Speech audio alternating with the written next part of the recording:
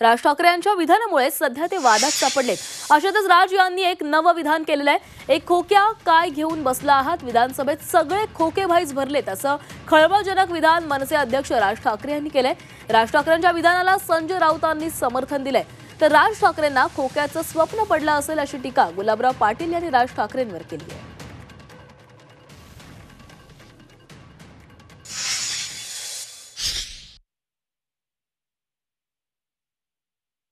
विधानसभा भरली आहे।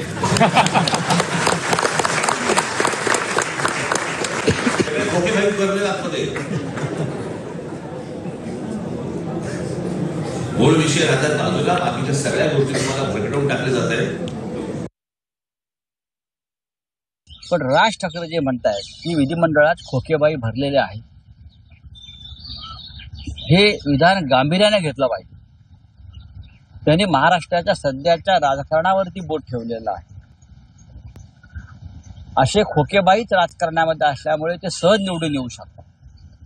त्यांना विचार नाही, त्यांना भूमिका नाही, त्यांच्याकडे नैतिकता नाही। हे सगळे खोकेबाई एकत्र झाले आणि तरी या राज्यामध्ये सरकार बनवलं।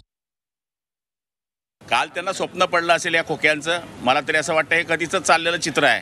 त्यामुळे ज्यांचा एक साधा आमदार निवडून येऊ शकत नाही, भाषणापुरती गर्दी असते पण आमदार आणू शकत नाही, असं चित्र त्यांचं आहे। त्यामुळे आता कुठेतरी ऊर्जेमध्ये यावं, मुंबई महापालिकेकरता माझं अस्तित्व आहे हे दाखवावं, याच्याकरता हा केविलवाणा प्रयत्न आहे।